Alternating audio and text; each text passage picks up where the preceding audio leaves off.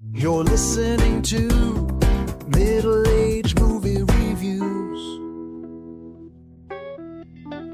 Hello, welcome to the Middle Age Movie Reviews podcast. Three guys saying television. The strange thing about television is that it doesn't tell you everything. It shows you everything about life on Earth, but the true mysteries remain. Perhaps it's the nature of television, just waves in space. My name is Tim, and my podcasting partners are Moonwalking Matt. And Dungeon Master Rick. All right, Rick. What acid flashback are we experiencing tonight? All right. So tonight we're watching The Man Who Fell to Earth, number 612 from the book of 1001 Movies You Should Watch Before You Die. Written by Paul Myersberg and Walter Tevis. Directed by Nicolas Roeg and starring David Bowie, Rip Torn, and Candy Clark. Well, thanks, Rick. You know, The Man Who Fell to Earth seems like such a pretty straightforward title, but I feel like it really doesn't describe what the movie really is. I mean, did he fall from a hot air balloon? Was he a skydiver? Or how about a tightrope walker? What do you think, Rick? Is there a title that better describes this film? I think I have a title, actually, from my very immense anime watching background that can really sum up this movie quite well. And if I were the one to give it a title, I would call it Alien from Another World. Man who comes to Earth with 100 technological ideas, becomes rich, drinks a lot, but seemingly accomplishes absolutely nothing. Nice. I think that pretty much sums it up. More concise than the writing of the film, let's put it that way. Yes. Well, let me ask you, when was the first time you got to watch A Man Who Fell to Earth that was an alien that had 100 inventions that I totally forgot everything you just said? I would not necessarily say that I got to watch my first time watching it was basically the past couple of days. It took me like 2 days to watch it, and I don't know why, but it seemed like even though it was a 2-hour movie, it seemed like it took me 4. I don't know how that happened, but I swear, I don't know if some alien time shifting or something was going on, but it seemed like it took forever to watch this thing. Oh, yeah. I'm right there with you. I mean, it took me a while to watch this movie. Again, this is a movie that when I was working at the video store, it came out with a master re-recorded edition or an anniversary edition. And everybody that I talked to said, you should see this movie. It's a really great movie. And I never sat down and watched it until this episode. It took me a week to go through it. I don't know if it's because of the pacing. I don't know if because it's one of those films that Tim likes to say is, what the hell did I just watch? But yeah, I too am in the same boat with you. This is the first time watching this, and I was completely lost. You know, it took me a week to watch, but it felt like 6 months to watch. Hey, before we go to what Tim has got to say, I'm going to go ahead and tell the listeners. I think this is one of those movies that you probably rather just listen to us than watch the whole thing. It'll be far more entertaining. I'm going to put that prediction out there to you guys. All your listeners out there, you are in for a treat if you listen to this and maybe skip the movie. Okay, guys? Well, Tim, what do you think? Do you agree with Rick's prediction? I think you summed it up. What the hell did I just watch? This was by far my first viewing of this. I've seen it in the book. I've looked at the picture that's in the book before and thinking, David Bowie movie. Well, this is going to suck. And boy, it did not disappoint in that regard for sure, man. No surprises, right? Oh, I don't want to give away too much of how I feel yet if you haven't picked up on it, but I guess they filmed it, so we have to call it a movie. Yeah, that's all I'm going to say. Let's just jump into this and let's see what vomits out of our mouth about it. All right. Well, Tim, since you are our resident scientific professor, what are you going to request for that synopsis tonight? Well, damn it, man. I thought long and hard about this one because I'm like, I don't know how you sum this up, but I'm going to be interested to see how you do it. And I guess I want you to do as Thomas Jordan Newton as he tells his story of, I guess, falling into Earth. And you got to do it in some kind of weird Bowie quirkism. So, yeah, good luck with that. Remember, he's supposedly from England, not Ireland. Yeah, there you go. Yeah, he's got a South London accent. I'm going to try to do my best David Bowie. Here goes. You remind me of the Babe. What Babe? Babe with power. What power? Power of voodoo. Voodoo? I don't even know what you're quoting, but it sounds better already. It's Labyrinth. Dance, magic, dance.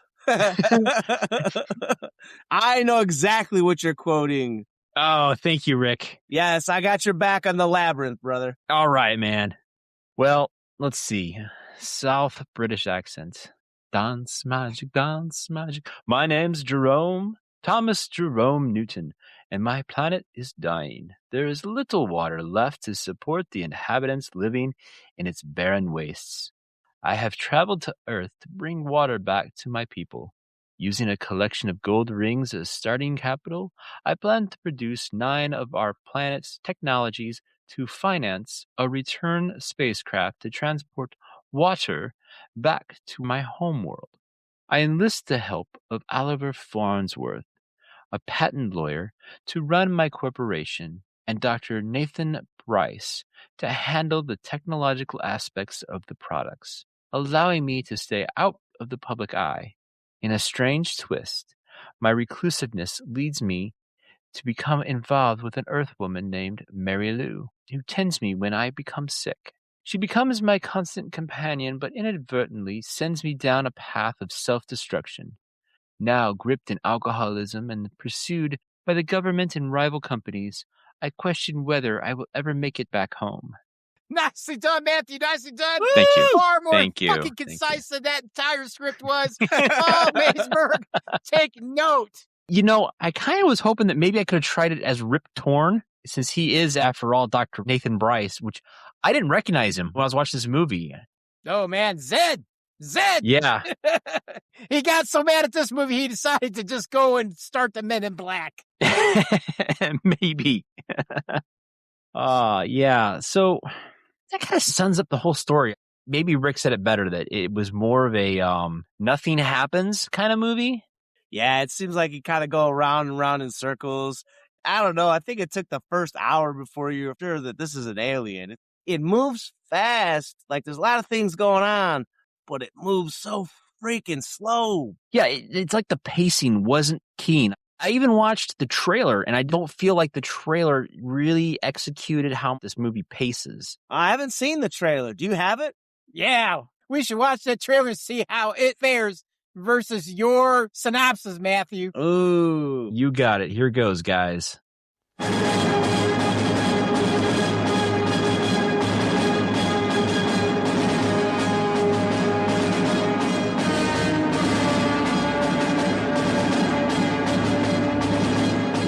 Are you the first? The first what? Visitor? I've always been visited. Nothing you have seen or heard about David Bowie will prepare you for the impact of his first dramatic performance in The Man Who Fell to Earth. This is another dimension of David Bowie, one of the few true originals of our time. You're really a freak. I don't mean that unkindly. I like freaks. Is this a weapon? A weapon? It's too small for interplanetary travel. Assume that it's a weapon. If I stay here, I shall die. What do you mean? Take me with you. I'll see you don't die. I can't stay. You're an alien! I think you know too much about me. Where are you taking me? He's just like everybody else. He's a fake. Please don't do it. You don't understand. You might be able to save him. Mary Lou, Save him? help me. From what? No! No! Tell me I love you.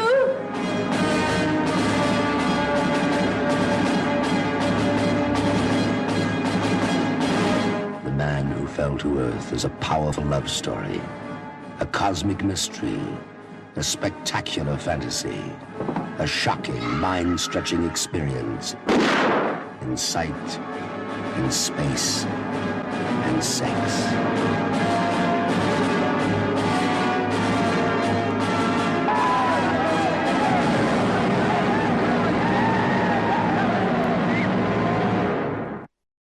Be kind, rewind.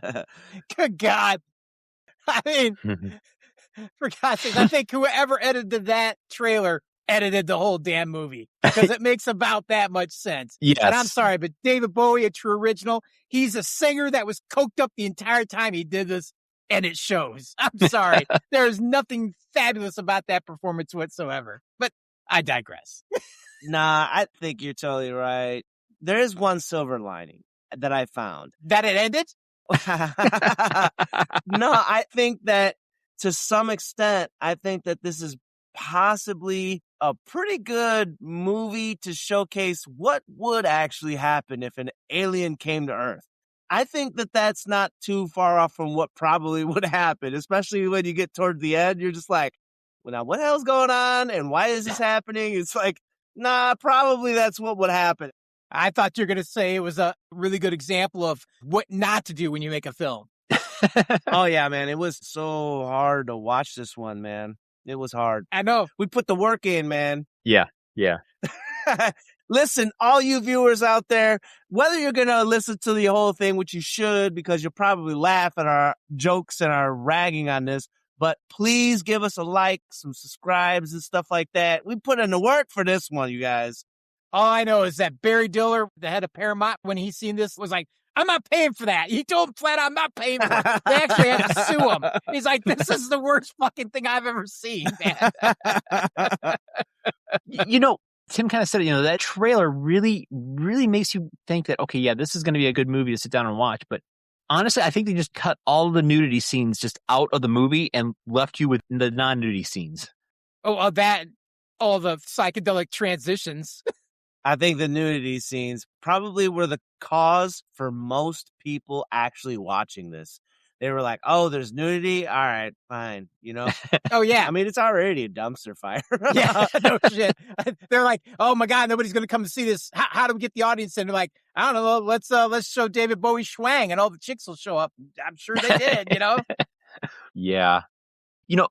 What is it about David Bowie that he looks alien or also like androgynous? And it's the point where I'm watching this movie, I'm like, if they made this today, that character would probably be Tilda Swinton. I think it's two things. I think it's because he's really thin, because he's coked out of his mind for real. Yeah. But the other thing is his eyes are really that screwed up. Yeah. So when you look at his eyes, he's got one normal eye, and he got into a fight as a kid and somebody punched him and it screwed up his retina. So it's always blown up open. Right. So it already makes him look weird when you look at him. And it changed the color. So he's got like one blue eye and one kind of brown eye. So I think that really already kind of gives him an alien look. And then, yeah, him being super thin and semi-androgynous added to that for sure. Man. All right. Well, let's dive into this quagmire of a story. So we start off with Thomas Jerome Newton. He's a humanoid alien who travels to Earth from a distant planet. Landing in New Mexico, he appears as an Englishman. Newton has arrived on Earth on a mission to take water back to his home planet, which is experiencing a catastrophic drought.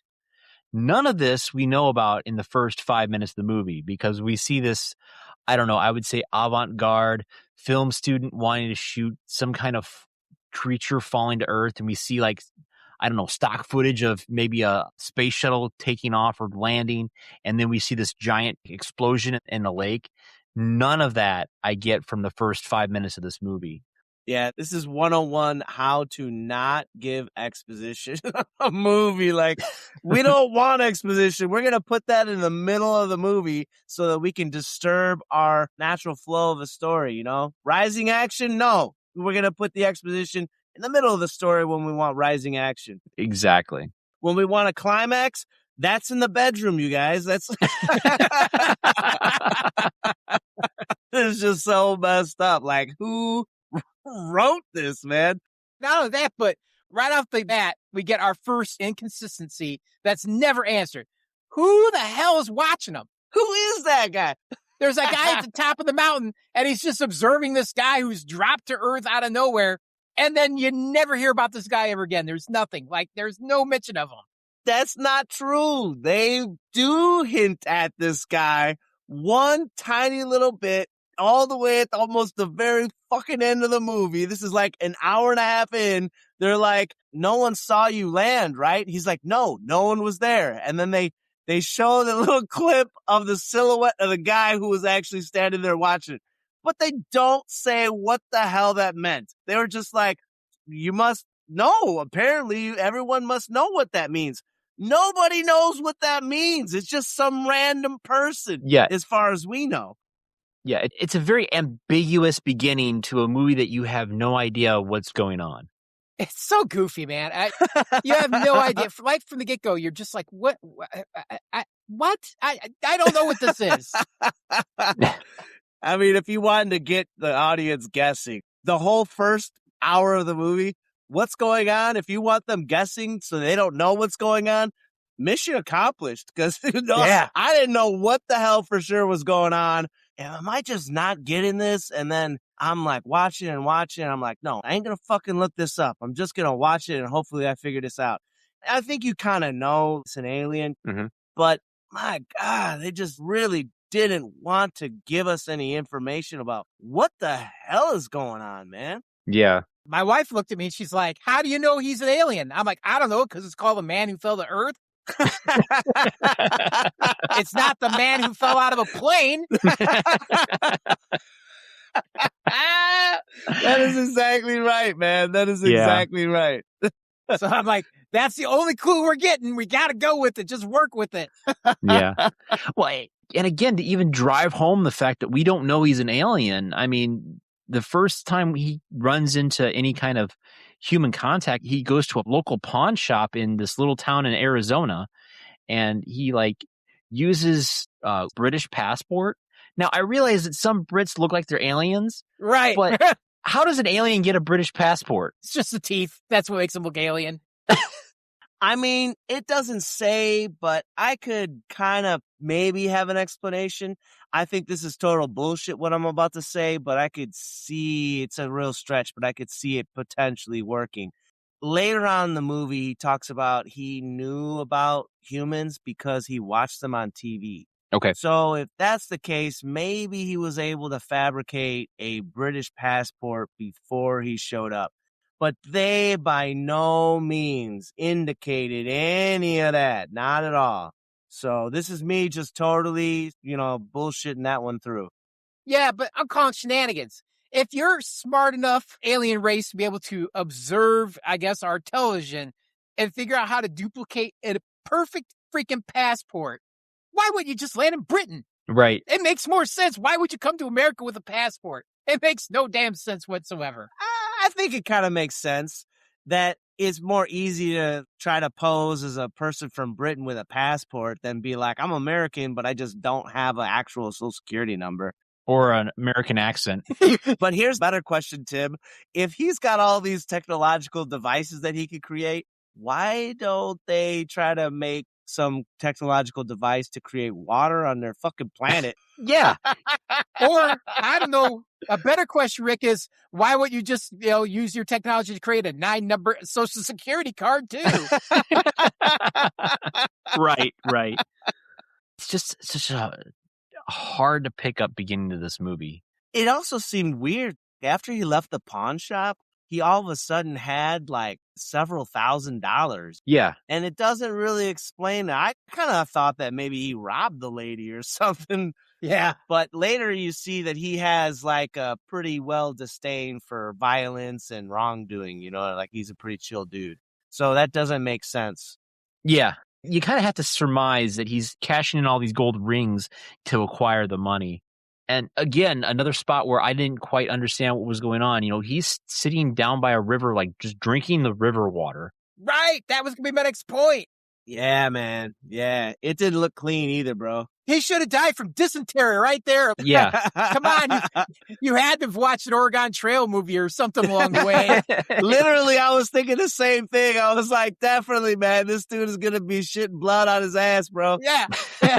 How many sci-fi movies have we watched where the aliens die because of our diseases? I mean, that's the whole thing about War of the Worlds in itself. Yeah. And here's this guy's like, let me grab this little coffee cup and I'm just going to go drink water right out of the river. Nah, that dude should have been just disemboweled by the end of the movie.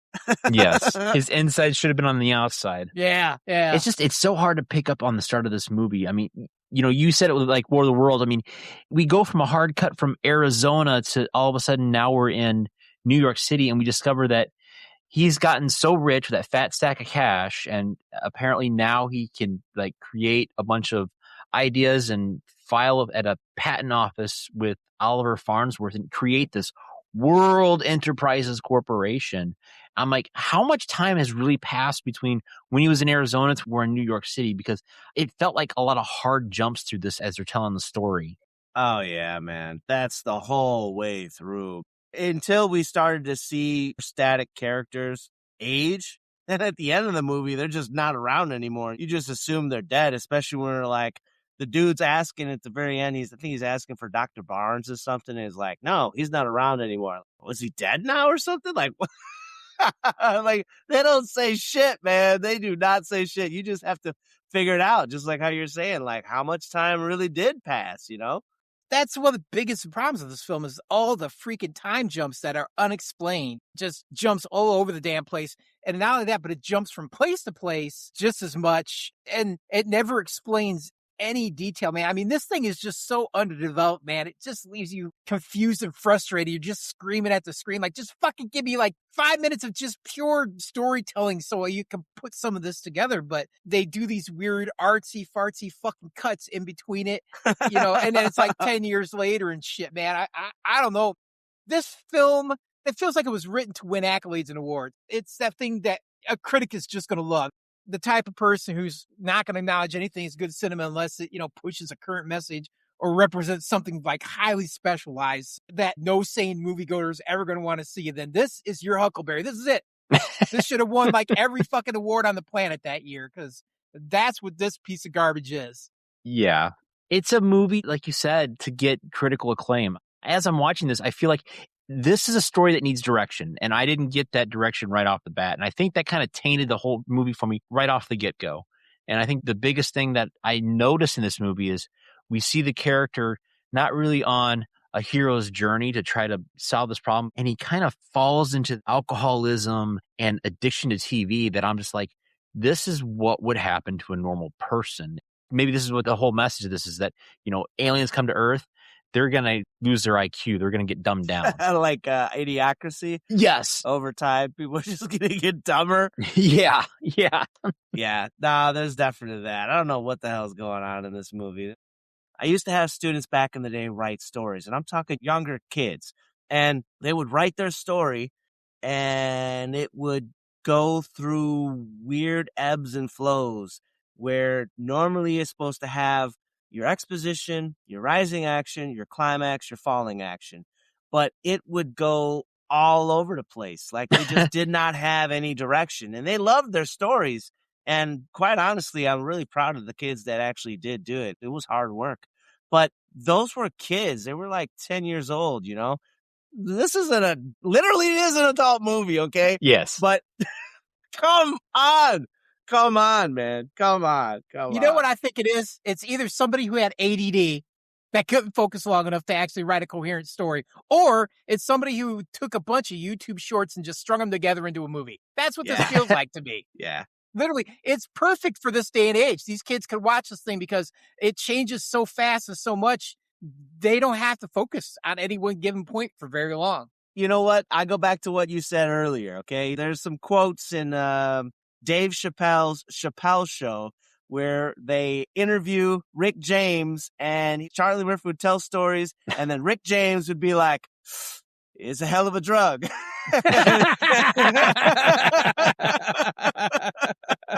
And I think probably there was a lot of people doing drugs when they were writing, filming, and making this movie. Yeah. And I think another thing that kind of brings this movie down to is the characters that we are introduced to, they're not three-dimensional right off the bat. They don't spend time on them to give them that three-dimensional feel. And you can kind of tell it in the writing. I mean, we're introduced to this Farnsworth character. We get maybe like a minute of him interacting with David Bowie. And then from there, we're jumping to the professor and just the blatant, okay, I need to figure out how I can get as many nude people in this movie as possible. So we're just going to do like a montage of this professor sleeping with his students. I'm like, whoa. Yeah, that's messed up stuff, by the way. Well, and that's where it introduces that weird alien telekinesis stuff, too, that you totally don't understand what's going on with that. It's like, is David Bowie sensing this guy or something? Like, he's never even met him, but yet he kind of knows about him, and he kind of sees what he's seeing. But is that really what's happening, or is it just a bad cut, and I'm having flashbacks from a horrible Hulk movie? I don't know what's going on here. I don't even know what the heck is going on with that stuff. Like I said, I think they just kind of like, what would happen if Alien came to Earth? It's like all these weird abilities and knowledge, and they need water. I mean, it was kind of creative in that sense, but there's no explanation. Well, I want to go back to something you said, Matt, where you're like, we really don't get a lot of character development. When you get to the end of this movie, do you give two shits about any of these characters? Do you feel connected to any of them in any way, shape, or form? No. I know I don't. Probably the closest one is David Bowie's character, and only because he has the majority of the screen time. Otherwise, the rest of these guys mean nothing to me. They are just pieces of a disjointed puzzle. Yeah, I agree with you, Tim. Maybe partially I feel sympathy for David Bowie's character just because I got to see his entire journey through this. But yeah, like Rip Torn's character and Mary Lou, I could care less. They're just set pieces. They're just instruments to throw down this message that alcoholism and television is bad for you. I think, quite honestly, the more we're talking about it, the more I kind of do think that you might be actually onto something, Matt. This movie was like a combination of what would happen if an alien showed up, and I'll tell you what would happen. They would get fucked up in the head. They would start drinking. They would start doing drugs. They wouldn't accomplish anything. This world would mess them up, bro. They don't even know what's going on. Yeah. And I got to tell our listeners right now, if you're having a little bit of a hard time following this conversation, welcome to the movie. You're right there with the rest of us. So just go with it, because this is how the movie is. Yeah. Yeah. I mean, because again, we're bouncing around. None of the characters have any kind of development. We get a little bit with the professor. And like you said, there's some kind of interaction between him and David Bowie's character. And every college girl that they could get on set. Exactly. Yeah. And all the college girls are doing the exact same thing. There's like this whole montage where like it's two different girls, but they're doing the exact same thing. Is this like his thing? This is total fan service, man. This is total, like, we got to do something to get people in. It was probably supposed to be an hour-and-a-half movie, and they're like, this movie absolutely sucks. You better put something that's going to get people to watch it. Throw in another half an hour of TNA, and I'm sure it'll work out just fine. Right. Yeah, and when we say that, I mean, it's not just a couple of nipple shots. It's full-on schlong. I mean, this is edging towards early Skinamax material. Something's edging, that's for sure. Yeah. This is gratuitous sex at its finest. Well, I will give them one prop to the fact that the first girl that shows up to the professor's house has a camera, and that establishes the World Corporation company. So we at least know that, okay, hey, here's something that's a little alien technology that's now out in the world, where the camera develops the picture right there inside the camera. Not like a Polaroid picture, mind you. You don't get little Polaroids out that you have to shake. It's an entire roll of pictures, like on a film strip, but already printed and developed. And I'm like, that's kind of cool. Yeah, it was a bit incognito. You had to really pay attention. If you were one of those people who was on your phone watching, you would have missed it. You would have not picked it up, because the camera, I think, had the emblem for World Enterprises. And you're totally right, Matt. That was the connection between the professor to later on, probably an hour down the road, being in the service of Tom Newton. All I can think of right now, Matt, is there's a bunch of kids go, why'd they used to shake pictures?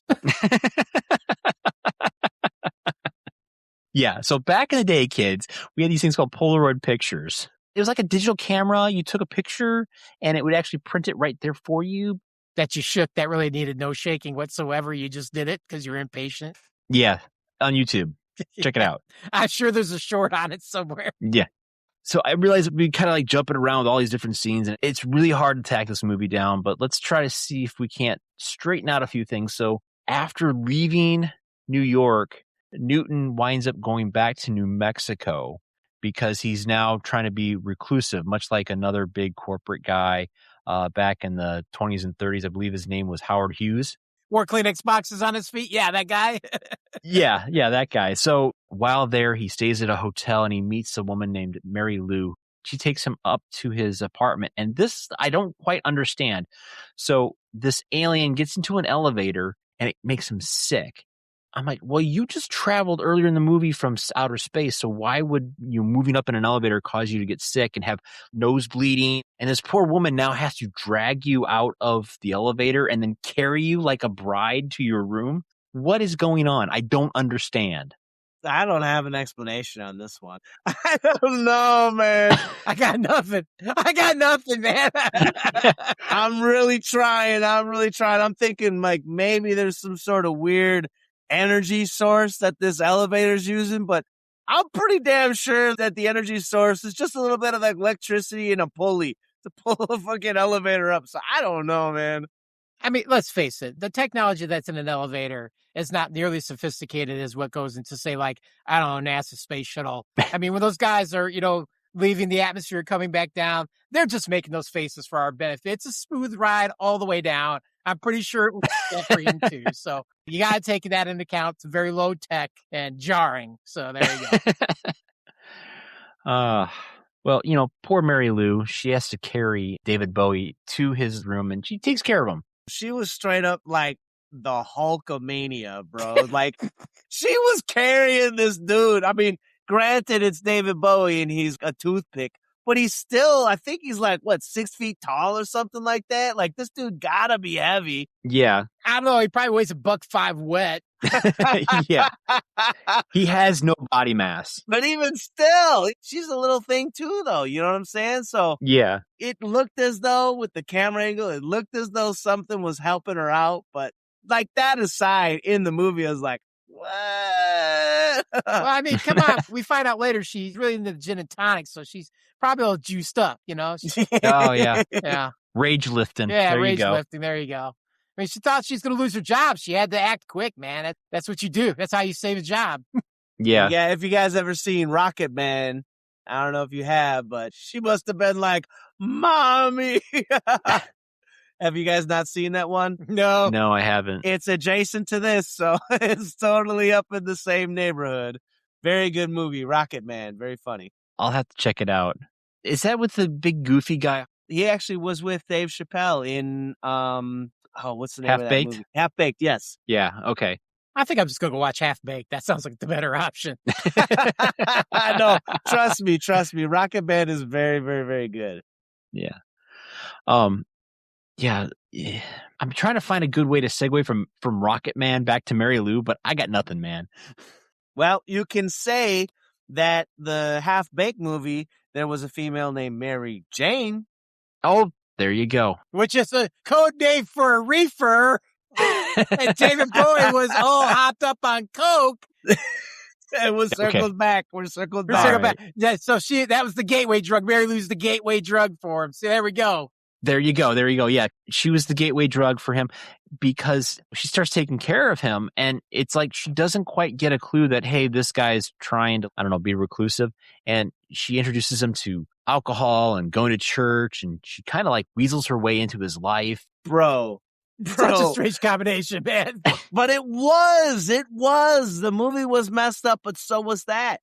Matt's totally right. Not only does she like, hey, you should actually have some alcohol. He's like, nah, just water. No, try the alcohol. Nah, just water. Try the alcohol. All right, I'll only drink alcohol now for the rest of my life. Yeah. But why do we got to go to church? Because it's a dry county. It's the only place we can get alcohol on a Sunday. No, what's worse is that, I don't know if you noticed, the scene before church, she's like, oh, you probably have a wife.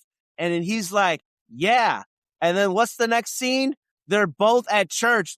What the hell, man? What the hell? No. She declares, I guess I'll do for now. And he doesn't say no. Yeah. Yes. And then they show up to church together like, bro. Sir, if you can't be with the one you love, then love the one you're with. Yeah, and she just sticks beside him, just going along with the flow, and they wind up moving into a house together, and he winds up watching TV pretty much like 24/7, where he's got multiple TV screens, and now he's got a wall of tube TVs as he's watching and flipping through channels and stuff as they're having conversations. I'm like, he is truly an alcoholic, crazy guy who apparently has ADHD because he can keep track of all the stuff going on. And watching this movie, I feel like I'm overwhelmed with just the amount of sensory in this scene of him and Mary Lou talking to each other. I'm like, yeah, it's crazy. It's out there. Yeah, there's definitely a lot of sensory overload in this movie, period. Yes. Exclamation point. Yeah. Now, I kind of mentioned it a little bit earlier, but yeah, Nathan Bryce, our professor, he winds up finding World Enterprises because of that camera. And he, I wouldn't say weasels his way, but manages to make himself known to the corporation. And he winds up getting a job, and he leaves his job as the professor at this college. And I thought the whole interaction between him and the dean of students was rather interesting in the fact that the dean calls him out saying, hey, you know what? We know your shenanigans going on with the student body. So yeah, maybe you should leave. Yeah, I don't know. I mean, it seemed like maybe he was a professor, but it seemed like mostly he was that old dude who tried to pick up literally 18-year-old girls. So it seemed like that was his actual priority. It was definitely messed up. No, that's not messed up. The most messed up part is when every one of those girls is in the bed with them. They lift up the cover, they take a look down in the nether regions, and they're like, you're nothing like my father. Every one of them says it. They're like, oh my God, what's wrong with this picture? Yeah. I'm like, this is wrong on so many levels. I can't even begin to speak of it. Yes. I guess maybe they were hinting at how many girls even back then had daddy issues. I don't know, man. Apparently, I don't know, man, but that just made me uncomfortable. Yeah. There is a lot in this movie that makes me uncomfortable. And that guy didn't even blink. He's just like, whatever. Yeah. Let's get back to it, you know? You know what, though? But as much as nonsense that it sure wasn't as weird as that Clockwork Orange, man. I gotta tell you, that was the more messed up. Yeah, at least it was consensual in this one, I guess. Yeah. But on the flip side, Clockwork Orange actually had a story. Yeah. True. That's messed up, Yeah. bro. This almost redeems that movie, and that's saying a lot. Yeah. You know, I mentioned that Bryce had tracked down the company because he got interested by that camera, which got him into the whole thing. He eventually tracks down Newton, and he arranges a meeting with Newton at his home where Bryce has hidden an X-ray camera in his room, and he manages to take a picture of Newton with the camera, and it reveals Newton's alien physiology because apparently Newton heard the camera or felt the X-rays because evidently he's susceptible to X-ray waves. You can see them. Yeah. When they go off, they're like a flashbulb to him. That's what I picked up on it later on when they do it again. Yeah, I thought that was kind of cool. But you don't even know. All you see is the two of them get together, and they're having some kind of conversation, and he pulls that little panel away with some weird shit in there. No explanation of what's going on with that. Like, I didn't derive that at all from that scene. Did you? Like, I didn't understand that's what he was doing. No, I didn't get that it was an X-ray camera until I started doing the research in the movie, and it's like they didn't show anything for an X-ray. They didn't explain what his picture took. No, they did. I don't know. Maybe I saw some other kind of version or something, but they showed him going in there, and it looked as though he was being sneaky about something. Right, setting something up. Yeah. But then after, when he left, he opened it up, and then he was looking through the camera because he pulled it out, and you're like, oh, that's a camera. And he was looking through it, and he developed the images, and then it looked like some weird image of some sort of trippy person where it had auras around him and stuff. And I'm like, what the hell is this, man? That's not like any fucking X-ray I've ever seen. You know what I'm saying? Because they talk about it. The dude's like, did you not know that I was going to not know about this X-ray that you were pointing at me? And I was like, oh, that was a fucking X-ray? That is not what an X-ray looks like when you take an X-ray of somebody. You know what I'm saying? I think you watched the director's cut, dude. That was not in my version. Yeah, I didn't see any part of him developing the film. I did see them have that conversation inside the space shuttle later on, where he talks about how he can see the X-ray waves. Yeah. You could see him sitting down. You saw the little table in front of him, and then there was this like aura around him. Huh. And I was like, what the fuck is that? Is that supposed to look like that? Because they didn't say anything until probably 5 minutes later when the dude calls him out for some sneaky shit, you know? All right. So I think you've seen the director's cut, which is supposedly supposed to fix some of these inconsistencies in the film that the theatrical release leaves out. It's supposed to fix a bunch of glaring plot holes and stuff. So if you're still lost, then that's complete BS. But you still got more than we did. All we seen was him take the panel off and then nothing else. We got no other explanation. And then it just went on to something else. Yeah. That's how mine was. Was that how yours was, Matt? Yeah, that's how mine was. I did not see him develop any film. Like I said, after that point, I think that's when we get a little further into the confrontation inside the space shuttle that evidently they're putting together, because I did not see any kind of film development. So it would have been nice, because then maybe I could have put 2 and 2 together and come up with 5. Yeah, we don't figure that part out until they have the conversation later, and he's like, are you the only one? And he kind of divulges that he knows who he is, and he's like, I knew you did it because I could see it because it's like a flash bulb, you dumbass. Yeah. That's when we discovered it. Yeah. And then after Bryce discovers that he's an alien, then, Mary Lou and Newton have been like having these periodic fights every once in a while. And they had this crazy blow up fight where there's like cookies involved, which I didn't get. I mean, why was she baking cookies?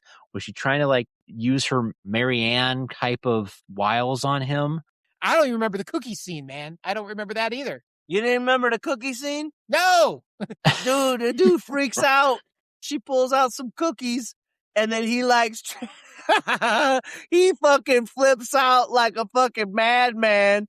He doesn't even say, I ain't having no fucking cookies. He don't even say that.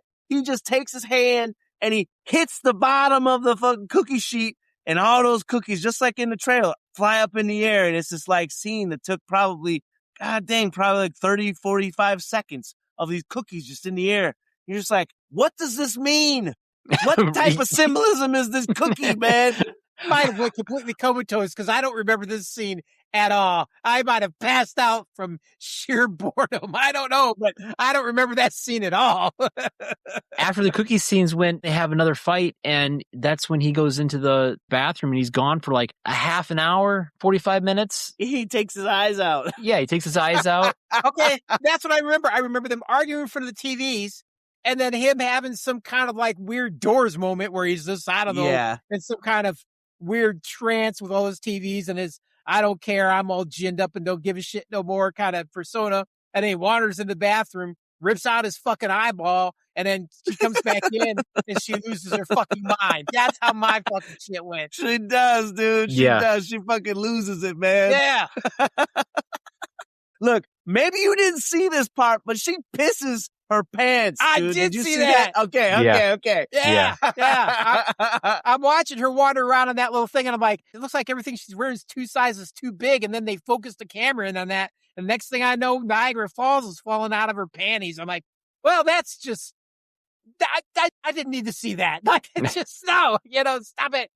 But the very next scene, it just goes from weird as shit to worse weird as shit, because she decides after she's so fucking scared, she gonna piss her pants. She decides it's a great idea to just get naked and crawl into bed with the alien. Yeah. And that's when you know he's an alien, because I'm sorry, you crawl in the bed with me after you just pissed yourself. Like, get the hell out of bed. What's wrong with you? Go take a shower. No. I was completely gobsmacked that whole scene. And then we do like this weird, I don't know, like Pink Floyd rock video angle of the kitchen counter as she comes running in crying in the fetal position. I'm like, you did it yourself, lady. Hey, I got one explanation. When they wrote this film, they temporarily scored it to the dark side of the moon. So maybe you're onto something, Matt. There you go. Maybe. Yeah, it feels like it's just a crazy, convoluted, coked up dream where I think the biggest thing is they're hitting you over the head with the horrors of alcoholism, because I think a lot of this stuff wouldn't happen if he wasn't constantly drinking through the film.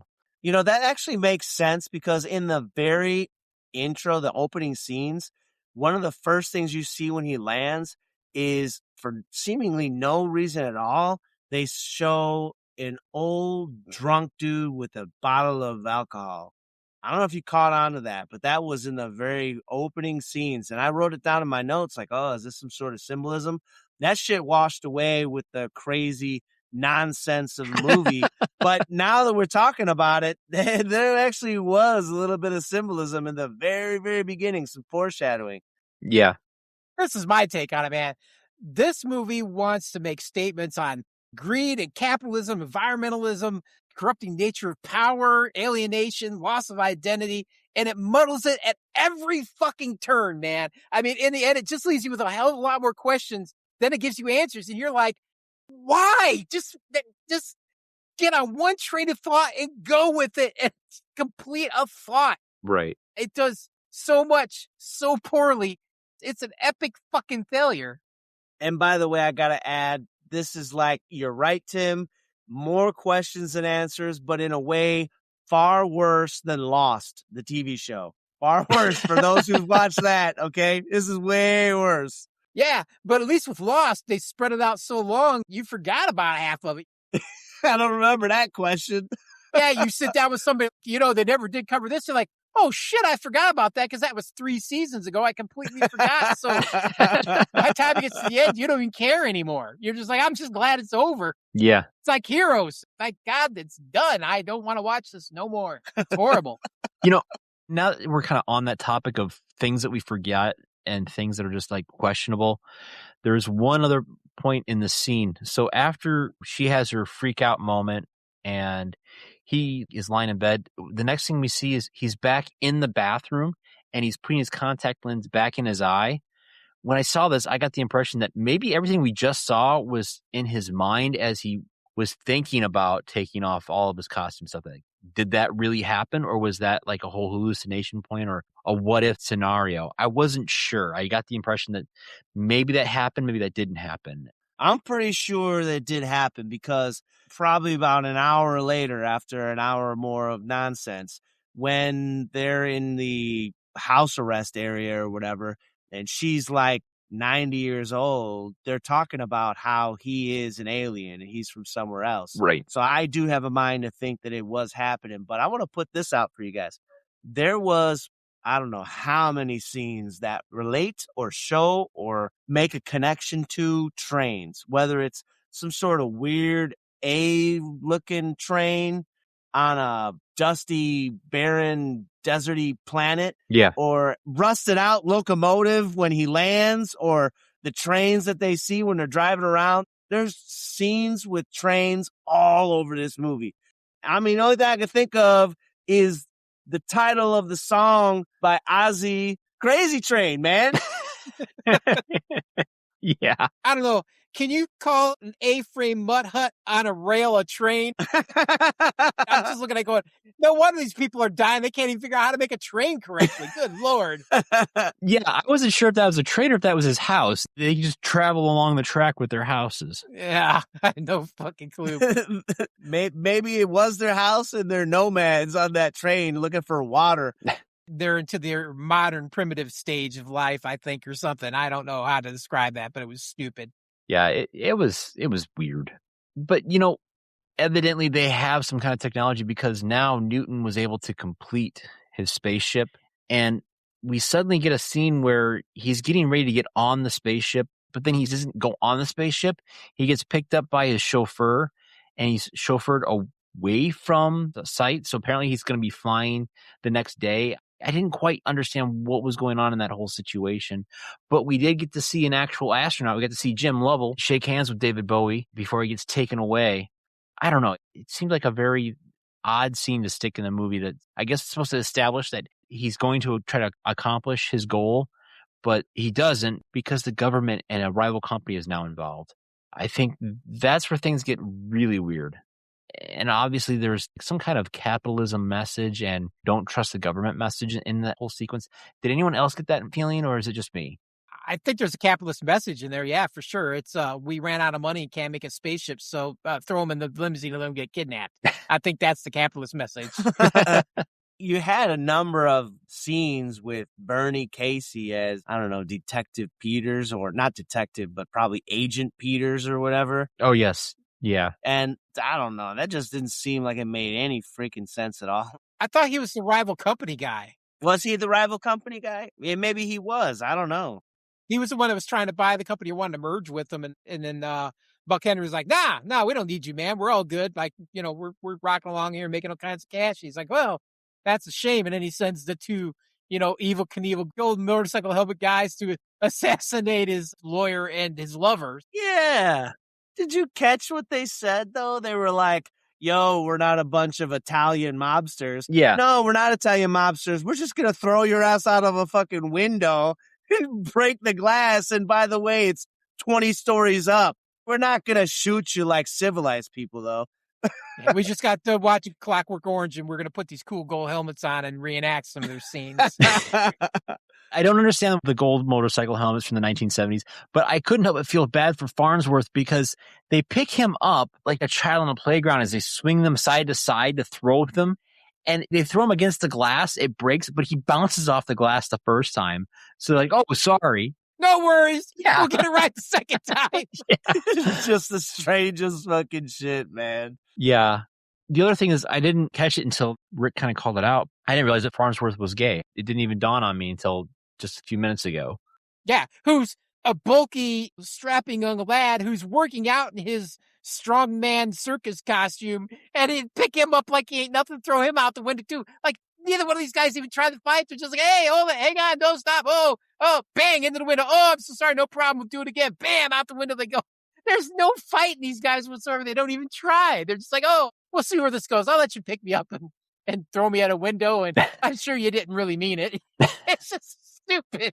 It didn't make any sense. No. Man. Maybe the director or something had some sort of problem with guns. Like maybe he watched far too many episodes of MacGyver or something, because it just seemed it would be so much easier just to be like, hey, we're going to have a scene. We're going to kill him. Just take a couple guns and just like, pop, they're dead and just move on, But no, we have to do all this extra stuff, Hey, we got this great idea. Put on these helmets. Throw them out the fucking window. Yeah. We would give you guys guns, but later on we're going to have a very intricate sex scene that involves having sex with guns. So we can't have you guys have guns too. It's just too much. It's just overkill. Yeah. Well, I still kind of hung up on the whole 1970s motorcycle helmets. Why were they wearing them? Honestly, what I thought when I first saw them put them on was this was some sort of protection against these people who would be trying to claw and scrape at their eyes and stuff. Until I think when they're going down the stairs, it seemed as though Farnsworth hit one of them in the nuts or something. And I'm just like, dude, what the hell are those helmets for then? Yeah. And of course, after the disposal of Farnsworth, we didn't get, I guess, another flash forward, maybe months, weeks, years. I don't know. But now the government, which had been monitoring Newton through his driver, holds Newton in a locked luxury apartment constructed deep in a hotel. Now, I don't know about you guys, but when we see Mary Lou walking through the hotel, there's a lot of stuff that looks run down, but then it's like a luxury room. And we also see that Mary Lou is now much older and her appearance has been ravaged by alcohol and time. So obviously we get this huge change in time that just doesn't kind of explain everything. I mean, they did a great job with the makeup, so you get that idea, but it would have been nice just to put maybe some white text on the film that says 10 years later or 15 years later. I don't know. It was just hard for me to understand what was going on there. And then she shows up, and direct quote from Wikipedia, they have a mock violent, playful sexual interaction that involves firing a gun with blanks. What? I have no freaking idea, man. This seems like it makes way more nonsense than anything else we've seen in this movie so far, which is actually a tall order to fill, quite honestly. But it just really is kicking up the nonsense to like probably 100 on a 10-point scale, Yeah. So he's captive by the government in this luxury apartment, and he has a gun that fires blanks. You give him a gun? I mean, he's supposed to be your captive. And periodically we see them experimenting on him. Yeah, I lost it at this point in the movie. I'm like, I'm just waiting for the end. And it's a functioning hotel. Yeah. So tell me that nobody's hearing this gun go off.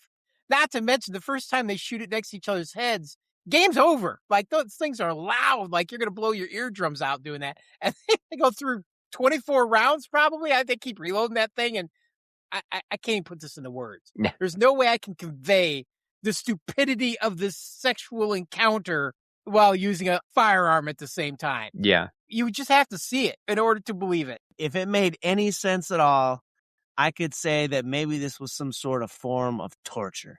You know, like, hey, you know what? Let's give him a gun, but no bullets, blanks. So he thinks he can kill himself to get out of this hellhole that he's trapped in for eternity. And we're just going to give him blanks so he could think that he can kill himself. And then when he actually tries to do it, he realizes he can't. Like, that's the only thing I could think of, which is, by the way, if that's the case, it's like, dang, man, that's wrong as heck, man. Yeah, but I don't even think it's that because they're just keeping him liquored up all the time. I mean, he has a valet that comes in and pours him drinks throughout the day. Like, let's get you a martini, sir, just the way you like it. Every time he even puts up a little fuss, like, he needs another drink, and they're just pouring him down his throat, man. That guy's not even thinking about killing himself. He's just comfortably numb all the time. He doesn't have time to even think about being upset. I don't think, personally. Yeah. It's almost like he's hitting another brick in the wall then. Nicely done, Matthew. Nicely done. You started. And the Pink Floyd gauntlet has been thrown down. There's one other little thing. Why a hotel room? Why a luxury apartment? That I don't get. Why not a government installation? If he's an alien, why not have him in Arizona at like Area 51 or some kind of bunker like 3 miles underneath Mount Cheyenne? I think part of it is that they don't know for sure because they had a conversation. Mary Lou and him had a conversation about him being an alien and whether or not they knew. And it kind of seemed to me as though they didn't know for sure. And that's what they were doing all these tests about. And I don't know if you guys saw the scene where they did the x-ray on his eyeballs and it made those contacts like permanent. He's like, oh, I can't get them off no more. And I think on one end, it could very well been that they didn't believe him. And then when he was trying to take the contacts out of his eye, that they were like, no, this dude's fucking crazy. He doesn't know what he's talking about. This is nonsense. Let's take a look at his eye. And on the other side of me, I think like maybe they kind of did know that he was, but they didn't want anyone to know that he was also. So to basically make it so he can never prove that he's an alien, they did that to his eyeballs so he can never take those contacts out. I don't know which one it is, but I could see both being the potential and being that we don't get any exposition in any of this stuff. It's just another one of those things that we're never going to know what's up for real. The story is just not really done well. It's done poorly. Yeah. Well, I think Tim mentioned it earlier. It seems like there was a lot of thoughts and ideas and threads that were in there. And I kind of like what you were talking about there, Rick, because as this movie's going along, there's scenes where you would almost think that maybe he's not an alien. Maybe all of this is in his head. It felt very much like there was a thought there that they didn't fully develop, especially when you had mentioned that he was trying to take his contacts out. He hesitated. Like he wasn't quite sure that he could take them out because he said that he would, but he doesn't. I think he's too drunk. Like he's like, hang on, I'll do it. And he puts up his hand and he's shaking a lot. And like, oh no, we'll do it. And he's like, no, I'll do it. And he's trying a little bit more. And they're like, well, no, take his contact out or whatever. So it's because they got him so drunk he can't function. And he uses that big tool because when you take a contact out, you don't want to just use your finger. You want to find a big metal pair of tongs and just jam them right in and pull that thing out. That's the most effective tool for removing contacts. Precisely. Yeah. Yes, yeah. It's like operation. You don't want to touch the side. Right tool for the right job there. So if he did touch the side of his eye, would his nose light up? Maybe.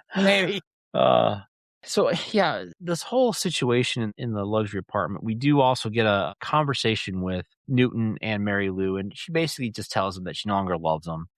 And he's going to give her one last goodbye gift. And it was one of the gold rings. And I thought that was a clever callback because, he claimed that all the rings were from his wife. And here he is. He's trying to give a gold ring to the woman who acted like his wife the entire time he's on Earth. I thought that was kind of clever. I'll give him a tip of the hat to that. except she's a nut job. Man, she's an emotional roller coaster. She's just all over the place. Yeah.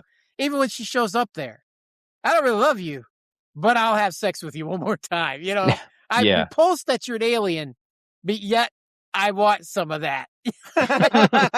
She is a walking contradiction. But did you notice that after that sequence, we get a shot of maybe even further in the future, and we now see that Mary Lou and Bryce are now married? Oh, yeah. I thought that shit was going to happen way sooner. And I think very well it could have been happening way sooner. Because I don't know if you guys remember, around the same time when he revealed his true self, she a few times was like sitting there on the dock looking towards his house. Yeah. You know, and there were times when he would be looking over to the docks by Newman's house. So I had a suspicion that something like that was going to happen at some point in time. And then when he was talking to Mary Lou at dinner, he was like, yo, you need to go and help him. I think you can help him. And then before the end of the scene, Nathan put his hand on Mary Lou in a suggestive way. You know what I'm saying? A very intimate situation. I think it was strictly because of money, because he obviously left her a bunch of cash. Right. Because he was always like, oh, you need cash, blah, blah, blah. So I think he's kind of like, well, I kind of turned the boss in because it's apparent the lawyer had his best interests at heart, partly because he's a lawyer and he's a greedy son of a bitch. But regardless, I think when it came to Nathan, he was kind of like, you know, I want to work for this guy because I'm super impressed and I want to know more about the technology until I found out he was an alien. And now I can't have none of that. That doesn't fly for me. So I'm going to work with the government because he shows up periodically and just ignores them. You know what I mean? Yeah. So I think basically his money train probably ended at that point because, of course, the company's now gone because I'm sure the government swooped in and took it. Although they never take all of Newton's money, which I thought was kind of weird. Yeah. He talks about still being rich, which you think they would have just scooped that up too. So I think he's kind of like, well, I'll just get with Mary Lou because I know he set her up because he cared about her and I'll always be taken care of then.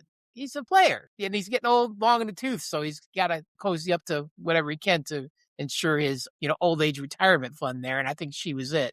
Right. Yeah. I think I'll buy that. Yeah. I'll go with that. All right. Yeah. And after everything that's going on, we get one final scene of Newton in his luxury apartment and he finally decides to just walk out. And I think it's rather hilarious that the only person that was keeping him in there was himself because you don't see anybody else. He just walks out the doors, walks down the hallway, gets into an elevator, and just leaves the hotel. And I just thought, well, is that kind of the fact that it was the alcoholism that was keeping him there?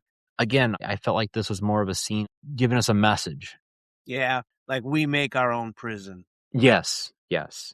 Definitely symbolism in this, but sometimes it's hard, I think, in this movie to understand when there's symbolism going on because it just seems like there's so much nonsense. Yeah. It's got so much that's going on in it. This is that movie that anybody that's watched this movie and said, oh, that's a really good movie, you should watch it. And you're going to say this stuff to them. They're going to be like, oh, well, you got to watch it 5 or 6 times to understand the movie. That's what this is going to be in order for you to get it. And I'm going to tell you what, that's bullshit. Yes. And I'm going to tell you why. Any 7-year-old on the planet can prove these people wrong. And it's simple. I can prove it. Because when a 7-year-old walks into a room and he finds a toy that he likes, he doesn't have to play with it 5 or 6 times in order to get it or understand the toy and think it's cool. No, he sees it's like, that's a cool toy. I'm going to play with that forever until the end of time. That's it. And that's how a movie should be when you watch it. Yeah. You should be able to watch it and go, this is a phenomenal damn movie. I shouldn't have to watch it 5 or 6 times to get it. That's the writer indulging their ego. Like, oh, look how sophisticated I am. I'm able to make something so creative that you, the peasant, can't understand without several viewings. Like, go. You're jerk, and you're just making crap up to make yourself feel good because you're talentless, and this proves it. Yeah. Well, Newton walks out of the hotel, and then we get another. I'm assuming another flash forward, and Bryce has managed to track down an album that Newton apparently has written and put a secret message in the hopes that it will get broadcast on the radio so that his wife could hear it so that they would know that he was okay. And then out of listening to that album, Bryce was able to track down where Newton is currently living, which I assume is probably somewhere in South America because he's dressed up very much like Ricardo Montalban. well, I was going to say that bad guy from Raiders and the Lost Ark that had the black fedora and the glasses. Sorry, I'm having a middle-aged moment. What was the name of that character? Taw. Taw, yes, Taw. I was thinking he looked a little bit like Taw, sitting there with his black fedora and his coat, hiding out. And the last scene is maybe he's had enough and his head just kind of like falls down. And I'm like, okay, so again, this is more symbolism and messaging that, this is the end of the movie. He's done. I'm sitting there watching that scene, and this guy goes into a record store, and he picks up this one oddball album called The Visitor. He's like, ooh, I must listen to this. I have some kind of strange attraction to it. Oh, look, I think it's Newton's record. Like, what are the astronomical odds that this guy walks into a large random record store, finds this record not even on the shelf, but in a discount album rack, all of a sudden decides that he needs to listen to it and instantly ferrets out that this is Newton's record? No, I call shenanigans. This is absolutely stupid and the worst way you can end the movie. Didn't he even ask to listen to a specific track too? No, I think he just, can I listen to a track? Okay. But still, I mean, think about that. That is the most ridiculous ending ever, because this guy to this point has shown no aptitude to do anything but make money and drink gin and watch TV. Yeah. Never in a million years did he indicate he had any kind of interest in music or writing of songs or singing or whatever it is he does in this album, other than we know it's David Bowie. So I guess that's the tie-in. Right. No, this is completely stupid. Nobody would ever come across this, let alone the guy that used to work for him and stabbed him in the back. I think the only way that would make this scene really be a wink and a nod to the audience if it was the album Ziggy Stardust, and then it would have been fine. Oh, I heard it on the radio. Yeah. Like then, okay, yeah. Oh, that sounds familiar. I should go check that album out. Something to get us there, but nothing. It's just so freaking random. But again, the whole film's random. So why not? Why not? Yeah. It's just one more thing for them to throw out as artistic vomit. Yeah. Look how smart we are. Look what we did. It's just, Yeah. I don't know, man. Yeah, there's nothing to connect it. Just like you said, just like many other things in this movie. There's just no connections. It's just a bunch of nonsense cobbled together, and it's a movie. Yeah. Well, I hate to say it, guys, I got a pretty good feeling about this death clock. Our death clock, ladies and gentlemen, is our grading system. We all have that limited amount of time on this earth. Is it worth taking time off of your death clock to watch this film? A total of 2 hours and 19 minutes. Tim, what do you say? All right. So I've had some time since viewing this till now to really think about what I wanted to say about this movie. So Paul Mayersberg, pay attention. I'm going to read what I have written down in the most coherent manner possible for people to understand how I feel about this movie. This movie is the world's longest visual representation of a book written as a large run-on sentence that somehow skips every other chapter. It's just jarring story pace that verges on incomprehension due to its lack of focus and direction. And you can couple that with its strange kaleidoscope acid trip style transitions, and it just feels like a mess. I feel like the director is just trying to make the plot more interesting by using complex layering and psychedelic artistry in hopes of making its parts greater than the whole of the film. So I guess if you're just planning on going on a long drug bender and you want a third movie to bookend your viewing of The Wall and Heavy Metal, then this is your movie. Otherwise, this is a hard pass for me. Very nice. Very well thought out. I love how it all connected far better than this movie did. Thank you. How about you, Rick? Do you have a well thought out explanation to this movie? Yeah, I think my explanation might be a little bit more thought out than this movie. So I really don't know what to think about this confusing science fiction drama. I can't say that it was particularly good because, in fact, it was particularly bad. I just kind of think that it was a string of events erected to make a movie that felt at some points fast-paced, while at the same time very disjointed and actually remarkably slow-paced, because nothing seemed to ever actually happen. I don't think that I could really recommend this one to pretty much anyone unless you really, really were wondering what would actually happen if an alien from another world that has no water and ride, what did you guys say? A-shaped hut trains? Yeah, mud hut A-frame trains. If you're wondering what would happen if an alien from such a planet were to visit Earth, maybe this would be the reason why you'd want to watch it. But even if that were the case, it would be an arduous 2 hours to watch. Okay, so this is going to be a solid, all across the board, definite no. Yeah, Not worth your time to watch off your death clock. don't do it. I was very disappointed in the story and felt cinematography was trying to be high art. When I first heard about this movie, I thought that, hey, this must be a really clever idea of like an Elon Musk kind of person who crash lands on Earth and is trying to build a company to get back home, like to say Mars. And the whole reason why he came up with SpaceX and Tesla is, oh, sorry, I'm digressing. Anyway. I like it. Keep going. No, I think you're onto something. You know what? It's true, man. Honestly, young David Bowie does kind of remind me of Elon Musk, the way that they look. They're very similar, I think. Yeah. And there are a lot of people who said Elon Musk might be an alien from another planet. And here you go. Yeah, that's my thought. And in conclusion, I feel that this movie is in the same vein as our review of The Quiet Earth. So honestly, don't bother watching it. Oh, God, no, don't watch it. All right. Well, ladies and gentlemen, thank you for bearing with us as we went through The Man Who Fell to Earth. If you enjoyed listening to this, please give us some feedback because we love to hear from you. So please leave us some feedback. You can email our show at manreviewpodcast@gmail.com and have your email read right here on the show, or leave a comment on YouTube or Spotify and we'll discuss it here too. Gentlemen, tonight we do not have any feedback to share, but I just wanted to let other people know that, hey, if you liked The Man Who Fell to Earth and you think we're completely wrong, please email us. Let us know. We will be happy to read your email here on the show. Oh, no, I got some feedback.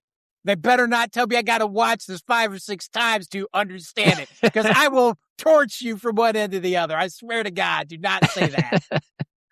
All right, gentlemen, now that we've suffered through our review of The Man Who Fell to Earth, what else are you watching that is far better than what we watched?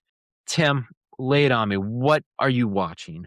I watched a good alien film, and I didn't even know it was going to be an alien film.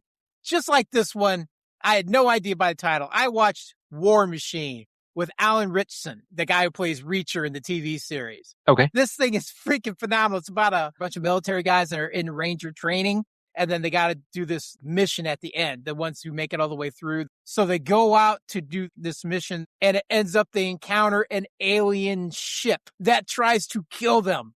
And they have no real weapons because they're in a training exercise. And they have to basically not only defend themselves with no weapons against these aliens, but fight their way back to the base to warn everybody that these aliens are coming. It was a complete surprise.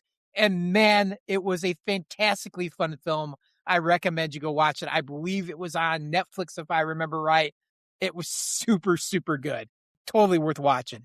You know, I did see the poster bill for it on that streaming service. I think it was Netflix. I was like, oh, hey, did they make another Iron Man movie? The War Machine?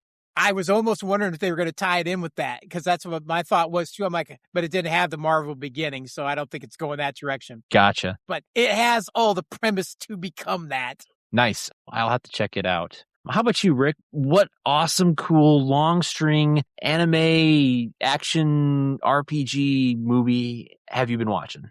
All right. I got 3 things. The first one is actually not anime. What? I know, man. My wife wanted to go to the movie theater, and probably, 10 years ago? I'm trying to see here. 2013, so 10 years ago, Peaky Blinders came out. And I don't know if you guys ever seen the TV show Peaky Blinders, super duper good. I think each season is only like 5 or 6 episodes, hour-long episodes, and there's 6 seasons, so it's not a very long watch, but geez Louise, such a powerful, powerful show. The Peaky fucking Blinders, mate. All right? Very, very good. Why didn't you do the David Bowie? That was a perfect British accent. So they decided recently to put out a movie to finalize the TV show, which already had a finale, mind you. And if if it sounds like a money grab, you're correct. It was. It kind of was a lackluster movie. It put a finality to a TV show that already had a finale, and it kind of seemed like it used characters that weren't in the TV show. It wasn't very good. So, watch that at your own risk, okay? Buyer beware. Now I do got 2 good ones, and I'll tell you the third one I have is God so good. All right, so the second one I got. This one is Easygoing Territory Defense by Optimistic Lord. This is an anime, and this is new, 2026. And in this one, it is a reincarnation kind of isekai where a person, dies and then gets resurrected into a child's body who's, I think, 2 years old or something like that. And all of a sudden he's got all of his memories. So they treat him as a child prodigy because he could speak and he can do things and he knows things. And he's noted for his intellect and swordsmanship at a very, very young age. However, when he turns 8, just like everyone in this world, they have a realization of their true power.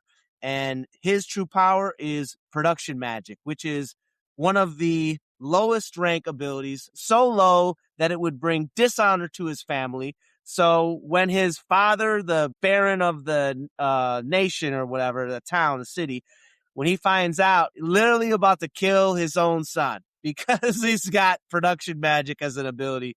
So his brother speaks up for him, and they actually are able to sway the father to put him into a remote village to where he's not going to do any harm. No one's going to know he's over there, and it's going to be the end of the story.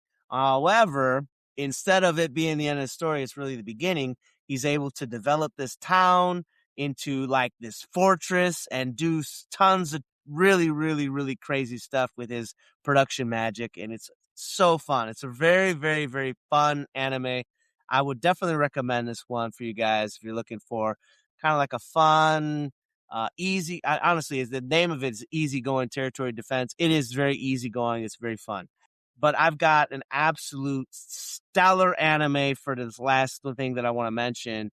It is probably one of the best things that I've seen in quite some time, and I've seen some really good stuff. This one is called Sentenced to be a Hero, The Prison Records of Penal Hero Unit 9004.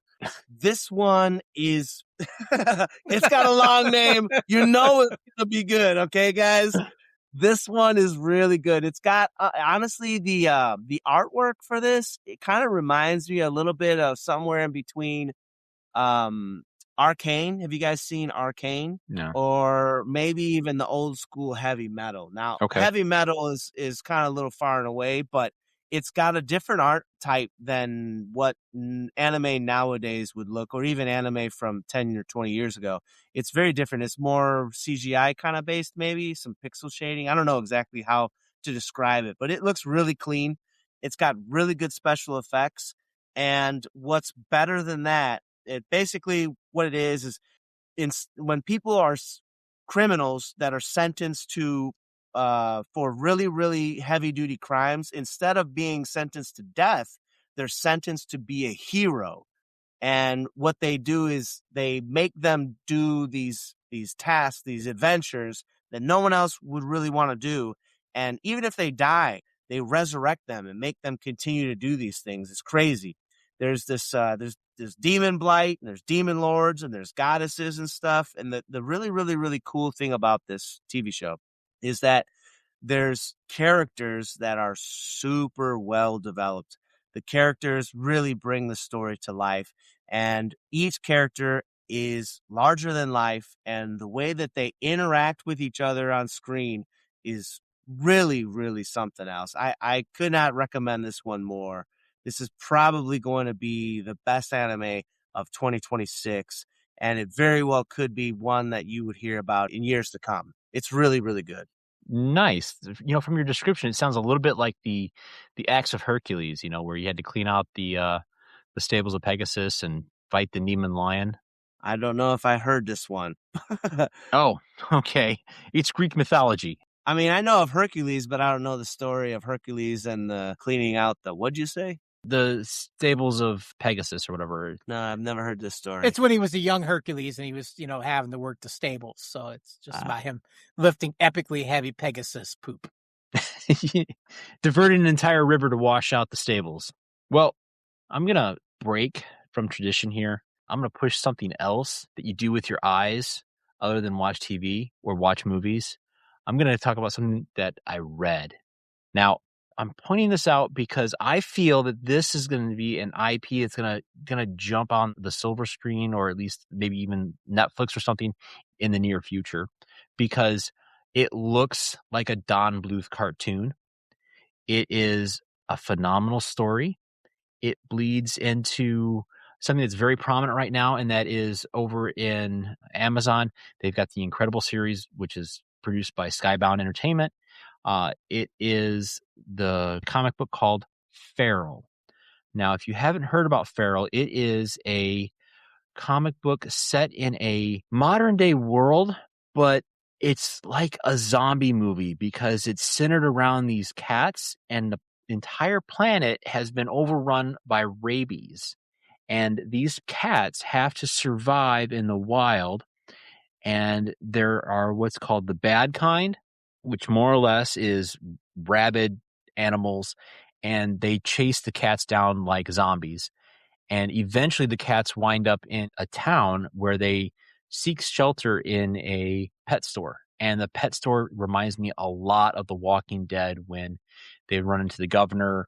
Like I said, it's basically The Walking Dead, but from the cat's point of view. I guarantee you within 5 years, maybe even less, because this is by Image Comics, this is going to be on the silver screen, or it's going to be a cartoon anime series on Netflix or Amazon Prime. I guarantee you. Mark my words. Fear the Walking Paw. Pretty much, yeah. But if you want to read it, it's some great artwork. It's written by Tony Fleece. Art is by Tricia Forsterner. It's called Feral. It's a great read. I think anybody that likes horror, anybody that loves animals, anybody that, likes the Don Bluth cartoons will love this series. Yeah, man. Like, honestly, though, I know everyone nowadays have heard of some story or watched a movie or a TV show or a comic book or something having to do with a zombie apocalypse.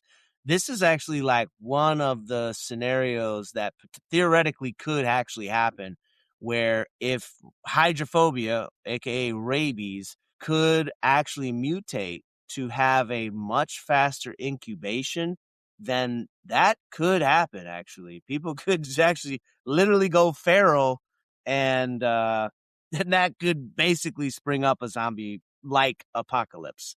Well, way to end the podcast on an upbeat there, Rick. Thanks. All right. Well, Tim, you want to take us home? Yeah, that note, sure. Thanks for listening to Middle Age Movies Podcast and our disjointed review of The Man Who Fell to Earth. We hope you've enjoyed it because God knows we had to drink a lot of gin and tonic to bring it to you. And if you did enjoy the review, please like, subscribe, leave a comment, and share with your friends. Help us grow the MAM community so we can continue to keep you from wasting your precious death clock on crappy movies like that one. Follow us on Facebook, X, Blue Sky, and Instagram. Have a comment or suggestion, then email the show at manreviewpodcast@gmail.com. And hey, folks, if you want to support the show, go check out our Threadless shop. You can find the link to it on our show notes at blogspot.com or right here on the show notes of wherever you listen to this episode. It's threadless.com. You can buy some wonderful swag t-shirts and help support the show. Thanks, stay cool, and bye, everyone. When a director or writer is just indulging their own self-important artistic ego, well, go fuck yourself. When the lights go down, the big screen gets so bright. I got my favorite beverage, snacks, and my chair feels right. Yeah. Color, silent, black and white. You never know what's on that screen tonight, but you're gonna find out on middle-aged movie reviews. Well, will I like it? Will I like it? 'Cause you know the death clock. No, it's not rewinding. No, will I like it? Will I like it? 'Cause you know the death clock. No, it's not rewinding. Oh, will I like it? Will I like it? 'Cause you know the death clock. No, it's not rewinding.